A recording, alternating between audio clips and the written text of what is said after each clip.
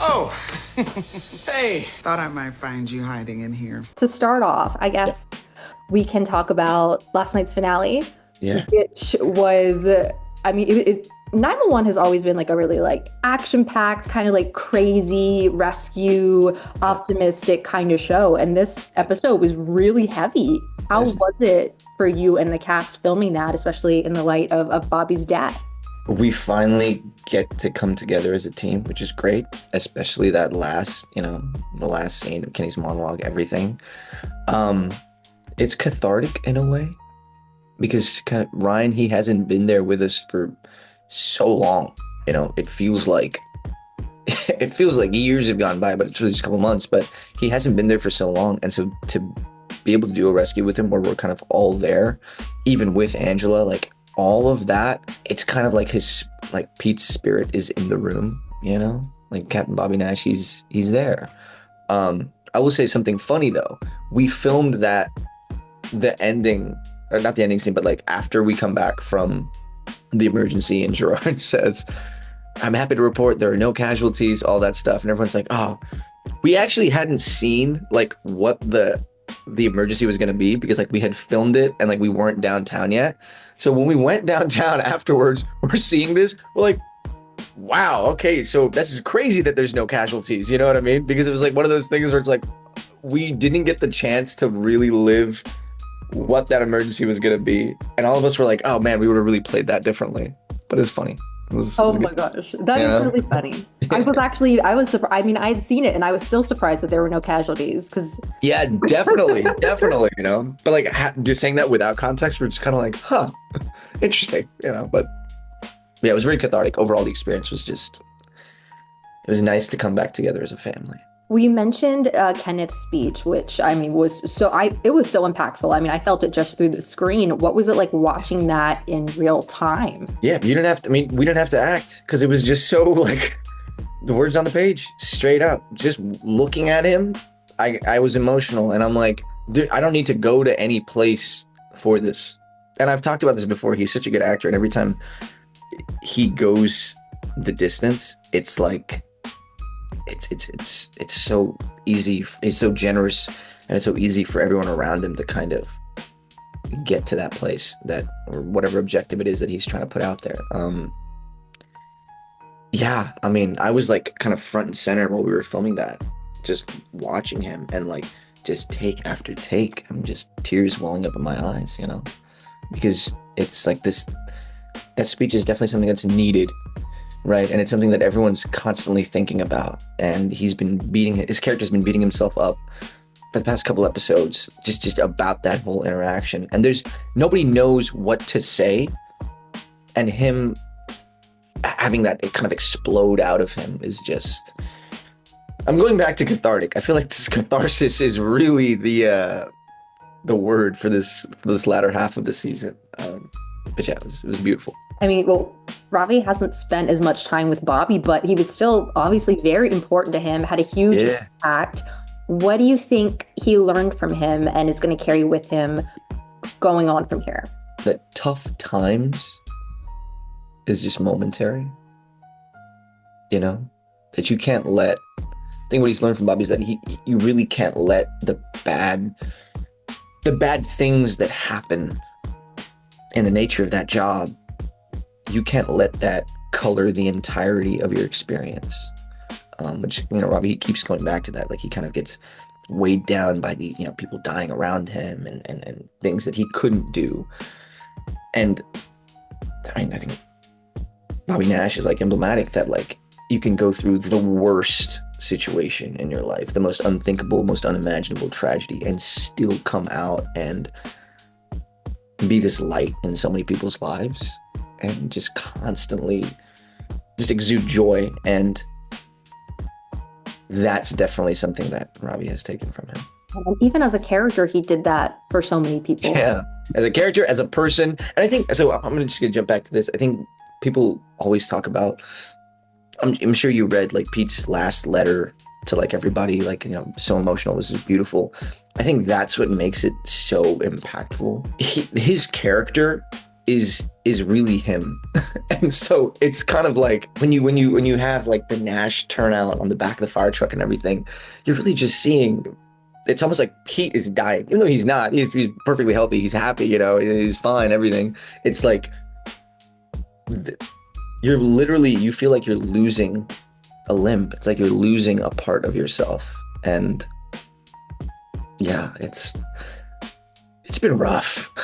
Yeah, I'm sure, because you guys, I mean, it's also just not like a regular 9 to 5 job. I'm sure you guys spend so much time with each other that having that absence is obviously noticeable. Yeah, you're gonna feel it, and like we've definitely felt it just in the past 2 episodes where like he wasn't there. It's like something is off. You know what I mean? Just like there's something missing here, and it's like it's obvious what it is. It's like it'll never be that way again. But.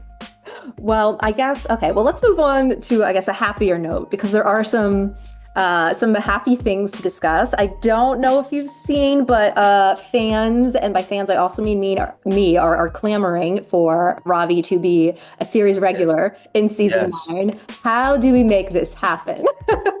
Oh, that's a good question. I should ask you that. I think it's just the nature of a show like this. There's so many characters, there's so many storylines, and if it's a right fit, it's a right fit. I'll petition Tim. I'll send him a petition.org signature page to do it. But I'm hoping it happens. I'm definitely hoping it happens. I think I love the show. I love the people, and it's a part of me in more ways than one. Well, people also want a Ravi Begins episode. Yeah. Have you thought about that? Is there a storyline that you would like to see play out if that did happen? There's so many things. I mean, yeah. Like, there's obviously the cancer aspect that he was, a sickly child. There's the thing about him being a landlord. I really wanted to do like a whole POV episode where it's like it's just him like waking up. But it's like all filmed from his perspective, and he's just like living in this massive mansion as he's like strolling around, and he's got like 15 rescue dogs and cats just like roaming around. He's just like this very, almost like bohemian, like a capitalist bohemian lifestyle. And then he puts on his uniform and then he goes to work. No, yeah, there's so many angles. I think that's the beauty of it, because it hasn't been like so completely fleshed out. You can literally approach it from something totally brand new or whatever has already been written there. Yeah. Well, how do you think he feels about his placement at the 118 now? Because he is newer. He didn't really think Buck saw him as a friend for a minute there. So does he feel accepted? Does he feel loved by the 118 at this point? I definitely think he feels loved now. I think especially after these past couple episodes, it's like it's more important than ever for them to stay together, as a unit, as a family, to be there for each other. Yeah, I think his Proby days are definitely way past him. That being said, though, in that flashback scene, where Buck is like, not this past episode, but the one before, where they say, we're like, where Pete says Proby again, it was definitely very triggering. I was like, we really don't need this. Like, I was like telling Jeff, listen, why do we have to do this? There's no reason for this. There's no reason for it. So you can escape it. You can escape it for a little bit, but it always comes back. It always comes back until there's a new Proby. It's haunting me. You will always be known as the Proby. But it's a special place in their hearts. It's a special place, yes. It's with love. I get it. I just wish, Well, fans have also been speculating a lot about Ravi's romantic life. Do you have any thoughts, any theories, anything you'd like to see? No comment on that. No comment on that. I feel like that just get me in trouble. No, Ravi's a romantic guy. I'm sure he's a ladies' man. I'd like to think he is. Yeah, no other comment on that. Whatever the writers want to do with that angle, more power. I'm sure it'll be good regardless of whatever. Yes. I'm excited to see it if it happens. Yeah, definitely. Now, of course, we've got Buck and Ravi. Everybody loves the Buck and Ravi friendship.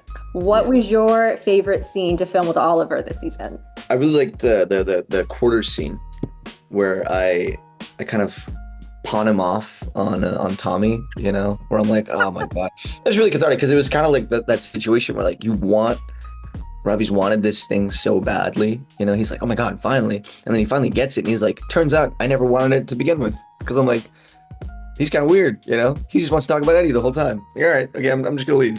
It was really fun to film because that morning we spent must have been like 2 hours just playing quarters, which neither of us had ever played before. But we're just hitting the table with these quarters into these shot glasses. And I don't know, it was fun. It was a cute moment. You know? Do you think that if he wasn't so caught up talking about Eddie, they could still have a fun time? Could they maybe try again in the future, a redo? Maybe if they frothed. You know what I mean? If we played a little bit of frisbee golf. But yeah, I think so. I definitely think so.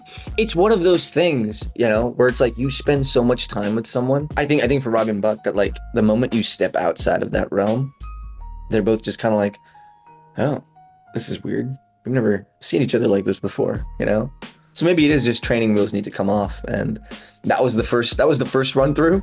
It was rough. And we just got to do it again. And it'll be A1, you know? Yes, because we're manifesting Ravi being character in season 9, and we will get all the Buck and Ravi and Buck and all the other character and Ravi scenes. Yes. There we go. Well, lastly, everybody wants to know about Ravi's music taste. Does he have a favorite song, a favorite artist? Do you have a Ravi playlist? What's the musical situation? I mean, I think Ravi's music tastes are very similar. Actually, no, I don't think so. I think Ravi loves EDM. Like, he just loves EDC, Ultra, you know, he's listening to like Sammy Vergi, he's listening to like Klein music, just like also just he loves he also loves to ski. Ravi loves to ski, do a little après ski, you know, he loves John Summit, he loves all these very Gen Z music taste, I should say. Is that the answer you were hoping for? I was open to whatever it was going to be, and I liked it. Okay. Ravi also likes Benson Boone. How about that? Okay.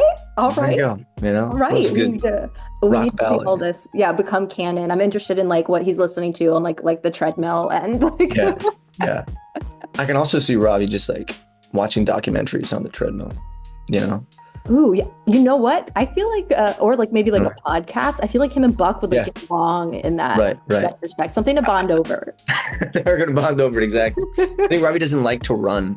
So like the only way that he can get on the treadmill and do it is if there's like something else just kind of distracting him from the fact that he has to run. Like, all right, let's do it. He didn't pick a good career then. I feel like you got to do a lot of running. Short bursts, you know? It's just the long distance thing. He isn't like the long distance. His ADHD really rears its ugly head. I mean, isn't that what we all want in a partner? Knowing that they have your back? Yep.